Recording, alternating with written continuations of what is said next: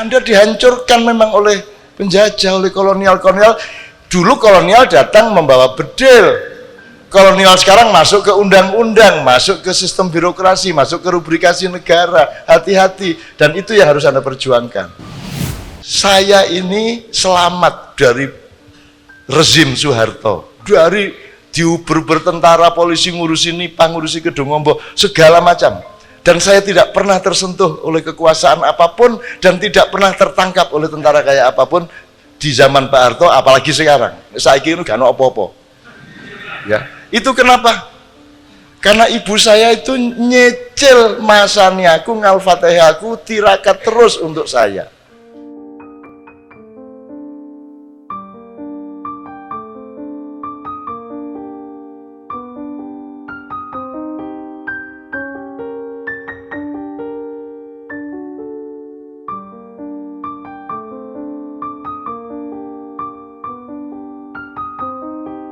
Saya Fania, saya mahasiswa ilmu budaya dan juga dari teman-teman aliansi peduli Hutan Kota Malabar. Saya ingin menanyakan sesuatu, apakah dalam Islam, baik Al-Quran maupun hadis, ada seruan untuk umatnya agar menjaga ekologi alam? Soalnya kami sedang memperjuangkan Hutan Kota Malabar kami dari perubahan fungsi ekologis menjadi rekreatif. Tapi Pemkot memiliki banyak apologi, bahkan sampai mengganding ulama. Terima kasih banyak, Cak. Ini titipan pertanyaan dari teman-teman saya juga. Namanya siapa nama? Yusi dari FK. Bagaimana ya sikap kita sebagai seorang pendidik menghadapi perubahan kebudayaan di kalangan mahasiswa saat ini? Misalnya dalam hal praktis, mungkin dalam cara berpakaian, cara berhubungan dengan dosennya yang kalau dilihat dari zaman saya dulu sangat berbeda dengan sekarang. Bagaimana kita supaya para dosen ini punya keluasan hati dan cara mengarahkan yang benar, karena dikit-dikit kalau kita mengarahkan sesuai dengan peraturan, saya rasa seperti yang diungkapkan tadi bahwa peraturan itu adalah di bawah dari akhlak, tapi cara mengikatkan akhlak yang benar itu seperti apa supaya kita juga nggak disalahkan karena melanggar HAM ini kan nggak masalah karena ini hak saya seperti itu. Saya kira, terima kasih. Saya dari Fakultas Psikologi. Jadi saya tanya Tak John karena tadi sudah banyak yang tanya. Janjane tugas pendidikan dan penyebaran pendidikan itu tugasnya siapa sih? Itu aja. Terima kasih. Mbak Nia ya, yang pertama ya. Ya. Itu wacana-wacana atau referensi mengenai ekosistem ekologi di Islam. Gitu ya. Saya kira itu sangat banyak dan saya kira Anda harus punya kontak ya untuk bisa menghimpun itu karena banyak sekali, karena cuman Al-Qur'an itu dia membatasi dirinya sesuai dengan konsep Allah. Jadi kalau misalnya saya ngomong was-samaa'a rafa'aha wa wada'al mizan, itu sudah cukup untuk hukum ekologi. Allah meletakkan bumi, meninggikan langit, dan Allah menciptakan keseimbangan. Nah, keseimbangan itu kan sampai detail tadi. Misalnya ekosistem di sawah, itu keseimbangan. Air harus bagaimana hubungannya sama akar pohon, hubungannya sama aturan tentang IMB, boleh membangun apa tidak, kan gitu kan, Dek. Sungai harus bagian, itu kan soal keseimbangan semua. Jadi banyak sekali ayat-ayat Al-Quran mengenai ekologi, banyak sekali. Nah, untuk itu kita Anda harus punya kontak nanti, gitu. Karena banyak sekali. Itu jawaban saya seperti itu. Saya tidak perlu detail di sini, tapi banyak sekali dan everything is all about mizan. Jadi kalau di Quran itu namanya mizan. Nah, sekarang anak tahunya kan mizan itu penerbit. Gitu kan, penerbit itu. Nah, banyak sekali kata-kata yang sudah direkrut. Kalau ngomong khilafah itu nanti pasti terus dilarikan ke HTI gitu. Padahal khilafah itu kan milik kita semua, tugas kita semua untuk misalnya menjelaskan mengenai kedaulatan misalnya, itu kan urusannya khilafah. Jadi yang disebut kedaulatan itu adalah ada yang Tuhan berdaulat 100% kepada Anda, ada yang Tuhan meminjamkan kedaulatannya untuk Anda pakai. Ngerti maksudnya? Tuhan pokoknya berdaulat bikin kayu, titik, nggak bisa kamu tawar. Tapi kamu dikasih kedaulatan untuk menciptakan, untuk membuat kayu menjadi meja. Jelas ya? Tuhan bikin rambutmu keriting, yang satu tidak. Kamu diberi kedaulatan, dipinjemin, mau rebonding, mau kamu gundul, terserah kamu. Jelas ya? Dan itu kan tinggal didaftar soal apa saja, wilayah apa saja. Jadi kedaulatan itu jangan, HAM itu penipuan. HAM itu penipuan, HAM itu lahir dari ateisme. HAM itu lahir dari kesadaran hidup di mana Tuhan tidak ada. Karena pada dasarnya manusia tidak punya hak, yang karena manusia tidak punya saham atas dirinya sendiri. Benar nggak, Dek? Kamu tidak punya saham atas dirimu. Bapakmu pun sahamnya cuma cerut. Tapi dia tidak bisa bikin anak ganteng, anak cantik, rambutnya keriting, hidungnya mancung, nggak bisa. Dia cuma saham beberapa saat itu, kemudian Tuhan yang menciptakan evolusinya sampai anakmu lahir. Dan itu sahamnya, kira-kira saham Tuhan terhadap kehidupan Anda dan semua ini berapa persen menurut Anda? 99% ke atas toh? Berarti dia yang punya hak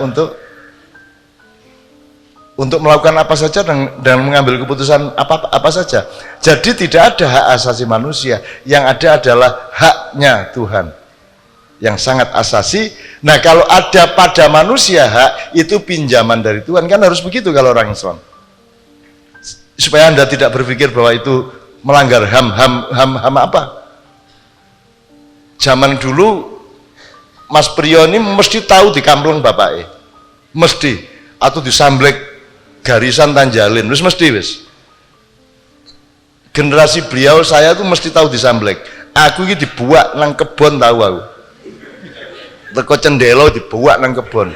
Nek saiki wis polsek teko iku karo anggota Komnas HAM teko.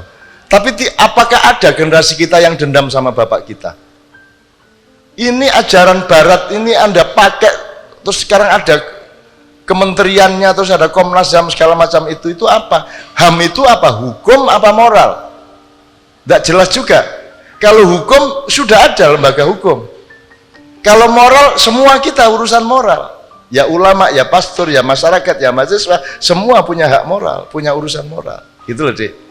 Jadi menurut saya, kalau Anda mau ngomong kedaulatan, ada yang Anda harus taat kepada kedaulatan Tuhan. Kalau dalam Islam namanya ibadah mahdhah. Pokoknya sholat 5 waktu, titik. Itu absolut. Tinggal pilihannya kamu lakukan atau tidak, gitu dok. Terus Anda mau ngelanggar, mau membantah, bantahan kan, tidak masalah. Angin lu Gusti Allah nangis dan kok bantah, tidak ada masalah. Dan itu doktrin. Dan Anda jangan anti doktrin. Doktrin itu bagus untuk wilayah yang memang harus doktriner. Masa anakmu kok bebas no kecilik? Anak saya tak didik demokrasi, biarkan dia merangkak-rangkak kemanapun dia mau, biarkan dia makan api, biarkan dia ngombe lengo. Itu demokrasi. Enggak dong, Anda butuh doktrin terhadap anak saya untuk wilayah-wilayah yang menyangkut dasar-dasar keselamatan hidup dia, gitu ya. Oke, jadi Mbak banyak sekali ayat-ayatnya, wacana-wacana, juga contoh-contoh dalam empiris dalam sejarah Islam. Yang kedua, Gusti, mana Gusti tadi? Anak didik, apa jenis Mbak? Yusi. Tak kasih tahu ya Mbak, yang dimaksud perubahan budaya itu soal apa misalnya? Berpakaian, kontak kandani ya. Berpakaiannya anak muda sekarang tuh jauh lebih bagus daripada tahun 70-80. Ojo geragas-geragas, tapi wis lumayan nih. Kamu tahu dulu, Anda pernah dengar saya bikin lautan jilbab?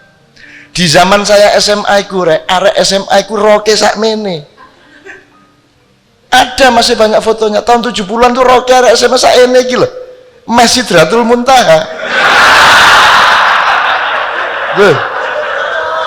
Temenan iku, termasuk SMA Muhammadiyah, SMA Islam, sakmene roke. Jadi sakilan teko dengkul iki. Itu tahun 70-an seperti itu.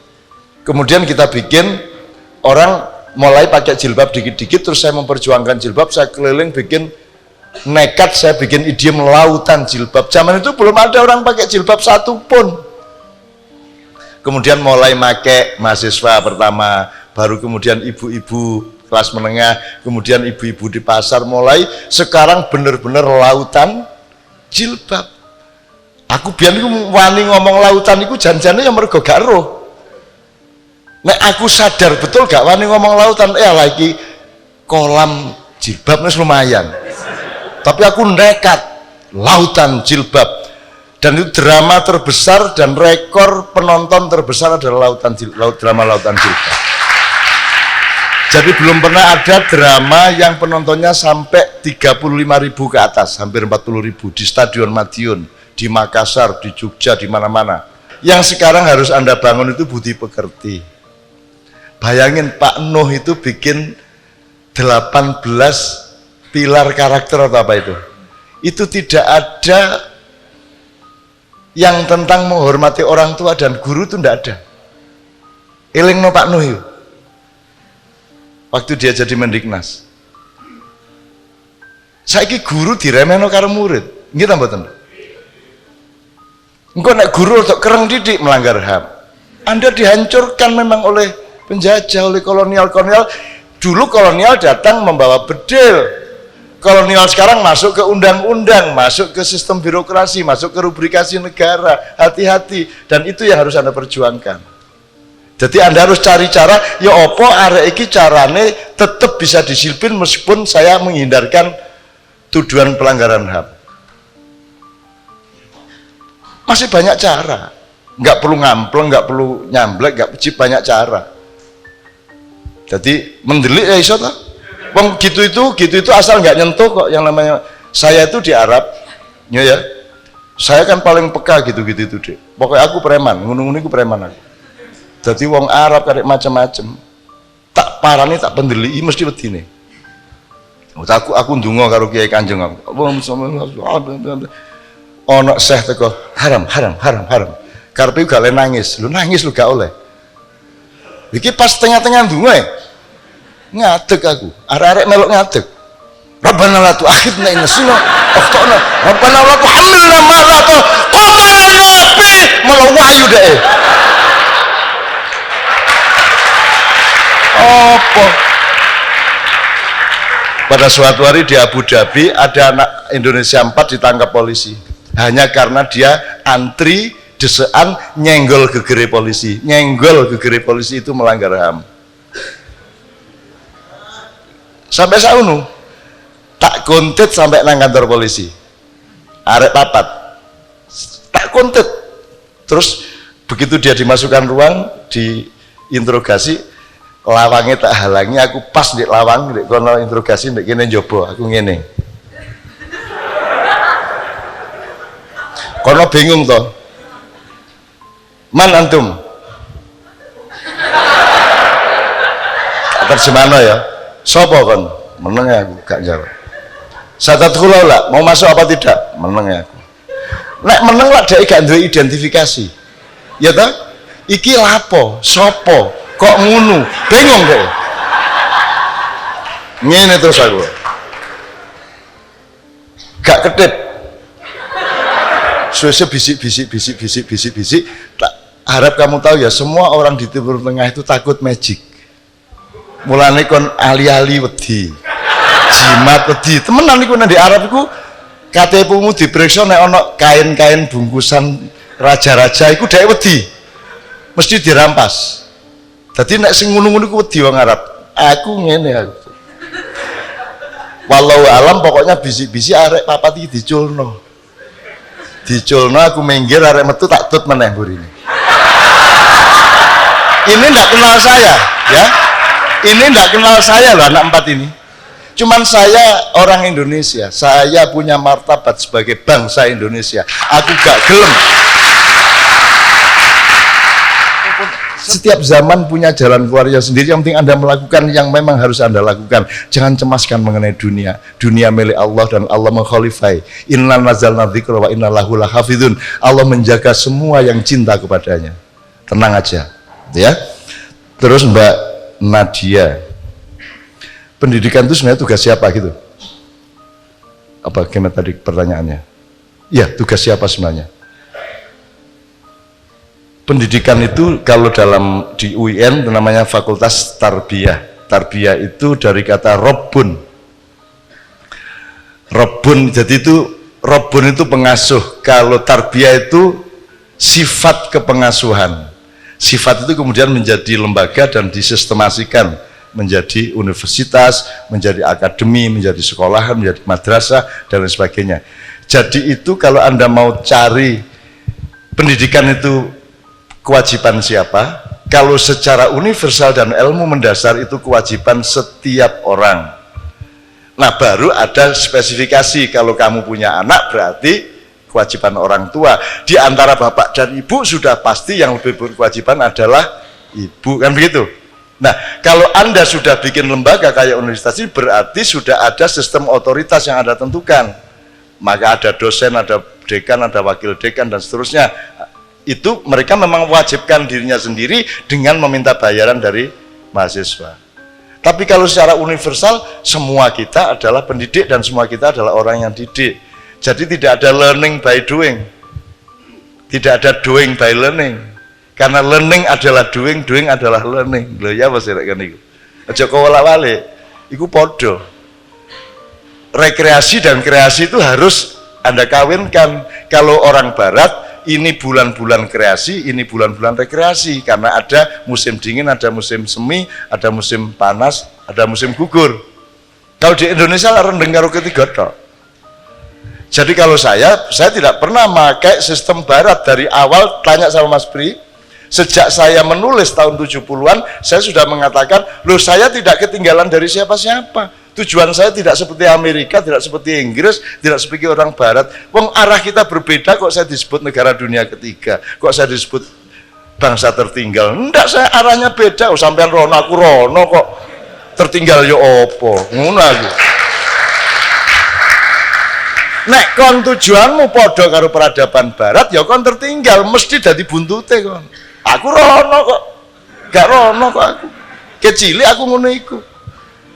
Ya, makanya kalau di sana tidak ada yang namanya mendidik anak dengan poso. Kalau di sini sampean kene di dalam nomor siji, mulai saiki masih kon gurung duwe anak, mulai saiki nyiji lo poso sekali-sekali, mbok sak minggu pisan, sak wulan kula Gusti tak poso, nyicil damel anak kula meneh-meneh. Wis lakonono. Saya ini selamat dari rezim Soeharto, dari diuber bertentara, polisi ngurusi nipah, ngurusi gedung ombok, segala macam. Dan saya tidak pernah tersentuh oleh kekuasaan apapun dan tidak pernah tertangkap oleh tentara kayak apapun di zaman Pak Harto, apalagi sekarang. Saiki ini gak ono apa-apa. Ya, itu kenapa? Karena ibu saya itu nyecil masani aku, ngal-fatihah aku, tirakat terus untuk saya. Orang Barat tidak bisa mengelaborasi apa kok ngene iki lho. Kamu tuh nggak punya daya, nggak punya mekanisme negosiasi sama Allah. Saya itu untuk sehat saja, itu negosiasi sama Allah. Kan hidup yang benar menurut Rasulullah adalah makanlah ketika lapar, berhenti makan sebelum kenyang. Lalu aku bendina diuntang ini. Ya apa? Aku mabengi nanggone petinju Nur Huda, mampir sadurunge nanggon Kendal Paya. Nur Huda kan anakku, biar petinju jenenge si macan tutul kok biar. Saya kan bapaknya semua petinju di Indonesia. Lu masa bapaknya teko dia gak nyediani panganan? Mesti begitu aku teko ternyata nyediani panganan enak iko. Mangan. Engkau 10 menit kemudian aku nanggone panitia mangan. Rasulullah ndek endi iki? Engkau mulai diterno arek-arek karo panitia cak mangan CA nang warung meneh mabengi jam 2 bengi. Endi Rasulullah? Terus ya apa carane kon sehat wong kon mangan terus? Saya dari Klaten, panitia yang ngono mangan. Terus nang Jombang mangan. Nang Surabaya mangan, nang Malang rong dino mangan. Endi Rasulullah?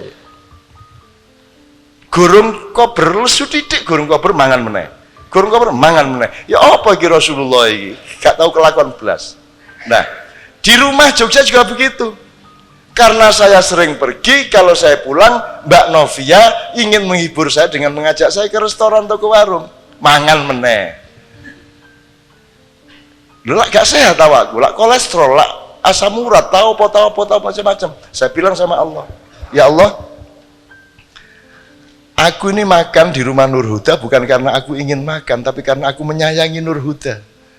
Jadi niatku adalah menyayangi dia. Kalau aku makan sama istriku di restoran, bukan niatku ingin makan enak, niatku adalah setia kepada istriku. Terus Tuhan takon, terus karepmu ya apa Nun? Loh, sampean lah dawuh Kanjeng Nabi Muhammad, al-a'malu binniyah wa likulli imri'in ma nawa. Setiap orang itu tergantung niatnya dan dia akan mendapatkan sesuai dengan yang diniatinya. Nah, niat kula niki nyayangi bojo, nyayangi konco, nyayangi masyarakat. Jadi semua akibat-akibat dari makanan yang berlebihan tadi tolong jangan diberlakukan di badan saya. Oh, niat kula sayang kok. Akhirnya penyakitnya menjadi tidak masuk, tidak menjadi penyakit di dalam diri saya. Iso ta gak Gusti Allah gawe ngono? Ngono, nek aku ngono iku urip gak angel-angel. Iku temenan, Dek. Alhamdulillah lho aku gak tau lara lho, Rek. Sudah telu aku saiki ya. Nek mati aja dihubungna karo sehat. Karena hubungannya lahir mati ku dhewe. Gitu lho, masih kon sehat kaya apa moro-moro mati. Iso masih kon gledak 6 bulan gak mati-mati ya iso. Wong aku tahu iku marani kanca ndek Klaten loro berbulan-bulan gledak sampai adikne njogo iku kepegelen. Begitu aku teko iku, waduh matur nuwun Cak, aku tak mulai dilu Cak. Aku njogo puun dina rina wengi aku pegel lumayan sampean hibur cacak kula niki, aku tak mulai dilu, tak adus-adus, tak ambil nafas. Begitu dhek mulai mati. Lha sing mati sing iki. Sing duduk. Sing mati sing istirahatna lho. Sing lara di rumah sakit gak mati-mati gitu loh, Dek. Jadi hidup mati hubungannya ada di Allah, tidak ada di ilmu kesehatan. Ngerti ya?